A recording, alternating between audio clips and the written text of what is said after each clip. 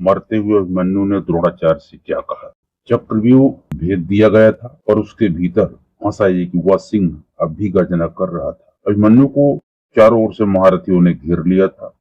नियम टूट चुके थे, धर्म बिखर चुका था और उसी टूटते धर्म के बीच खड़े थे उसके अपने द्रोणाचार्य, जिनकी आंखों में कर्तव्य और करुणा का भयंकर द्वंद्व चल रहा था। आज एक वीर गिरेगा और उसके साथ ही जन्म लेगा एक ऐसा क्रोध जो पूरे महायुद्ध की दिशा बदल देगा। और इसी क्षण से प्रारंभ होता है द्रोणाचार्य और अभिमन्यु के बीच वह गूढ़ रहस्यमयी और हृदय विदारक संवाद, जिसे सुनकर स्वयं समय भी मौन हो गया। रक्त से भीगी भूमि पर मौन पसरा था। टूटे रथ, बिखरे अस्त्र और उनके बीच खड़ा था अभिमन्यु, अभी भी अडिग, अभी भी प्रचंड। उसके सामने धीरे धीरे बढ़ते हुए आए द्रोणाचार्य। उनकी आंखों में कठोरता थी और भीतर कहीं एक तूफान छिपा था। द्रोण ने स्थिर स्वर में उत्तर दिया, अभिमन्यु, तुम्हारे मुख से प्रश्न सुनकर मैं आश्चर्यचकित हूँ। तुम तो वह हो जो किसी के सम्मुख झुकते नहीं, परंतु आज तुम्हारी वाणी में संकोच है। कहो, क्या रहस्य तुम्हें विचलित कर रहा है। अभिमन्यु ने धीरे स्वर में कहा, गुरुवर, आज रणभूमि में मैंने देखा कि आप भीष्म पितामह के समान पांडवों का वध करने से बचते हैं। आप उन्हें घायल करते हैं परंतु अंत नहीं करते। क्या कारण है इसका? क्या आपकी निष्ठा दुर्योधन के प्रति नहीं है? यह सुनकर द्रोण की आंखों में अजीब सी उदासी उतर आई। दोस्तों, उन्होंने कहा, अभिमन्यु, तुम केवल योद्धा हो, पर मैं केवल योद्धा नहीं, मैं ब्राह्मण भी हूँ। और ब्राह्मण का श्राप यदि किसी पर उतर जाता है तो वह संपूर्ण वंश का विनाश कर देता है। मुझे ज्ञात है कि पांडव धर्म के पक्षधर हैं। उनके प्राण छीनना उतना आसान नहीं जितना दिखाई पड़ता है। और फिर भी एक गूढ़ रहस्य ऐसा है जिसे मैं अब तक हृदय में छुपाए हूँ।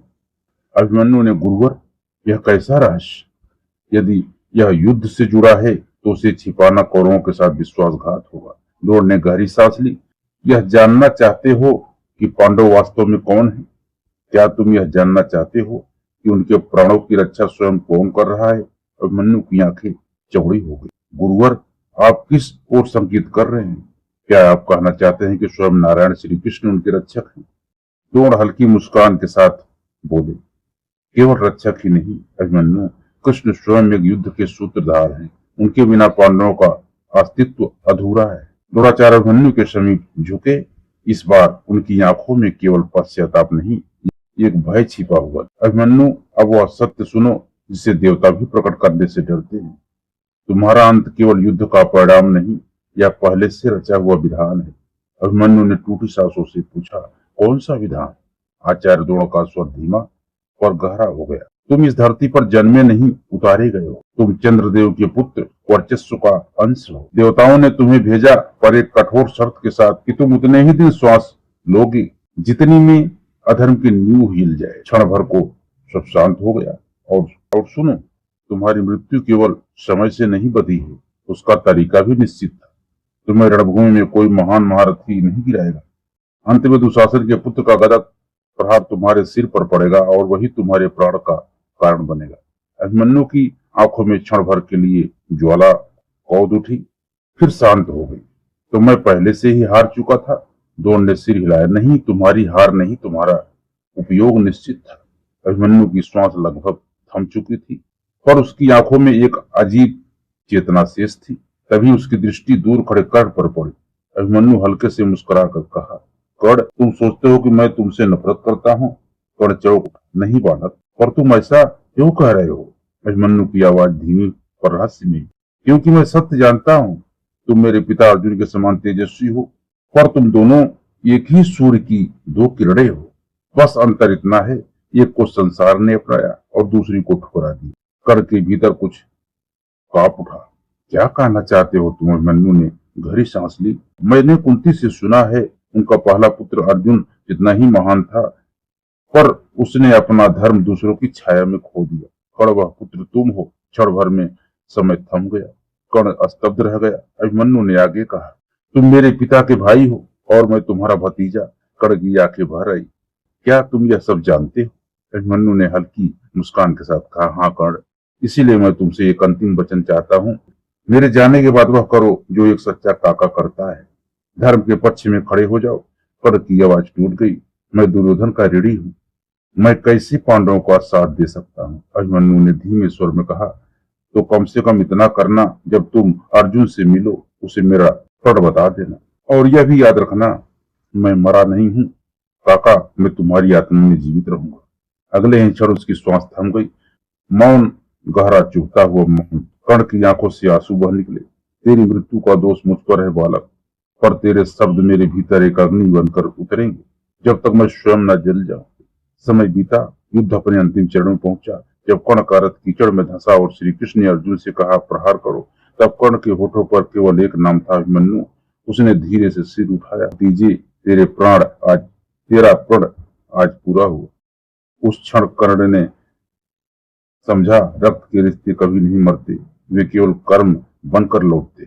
उसकी आंखों में आंसू थे, पर मन में स्पष्ट था, यह युद्ध केवल विजय का नहीं, यह सत्य और धर्म का युद्ध। महाभारत के कुछ मुख्य आख्यानों में मिलता है कि मृत्यु से पूर्व कर्ण बार बार अभिमन्यु का नाम ले रहा था, क्योंकि उस दिन एक बालक ने मरते हुए भी उसे जीवन का अर्थ सिखा दिया था कि रिश्ते जन्म से ही नहीं बलिदान से बनते हैं। अभिमन्यु हार कर भी अमर हुआ और कर्ण जीते जी टूटकर मानव बन गए। यही उस युद्ध का सबसे गहरा रहस्य है, जहां मृत्यु ने दो जीवन बदल दिए। रात्रि का अंधकार कौरव शिविर पर छा चुका था। दीपक की लौ कांप उठी, जैसे दिन भर की अधर्म की साक्षी। सामने बैठे थे द्रोणाचार्य, मौन भारी, भीतर से टूटे हुए।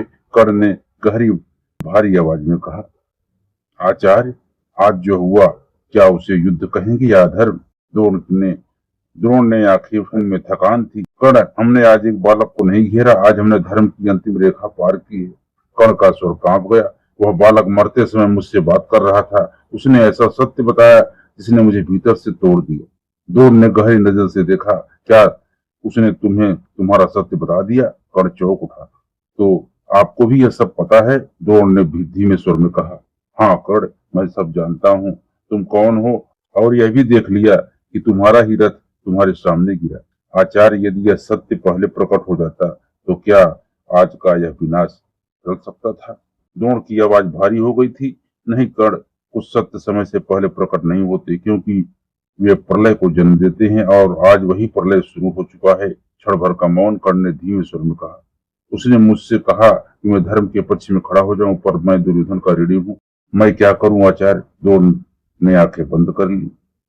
यही तुम्हारा सबसे बड़ा युद्ध है कर्ण, बाहर का नहीं, भीतर का। आज अभिमन्यु मरा नहीं, वह तुम्हारे भीतर जीवित हो गया है, और अब हर निर्णय में तुम्हें वही आवाज सुनाई देगी। कर्ण की आंखों में आंसू आ गए। तो क्या मेरी हर जीत भी हार होगी? द्रोण ने शांत पर कठोर स्वर में कहा।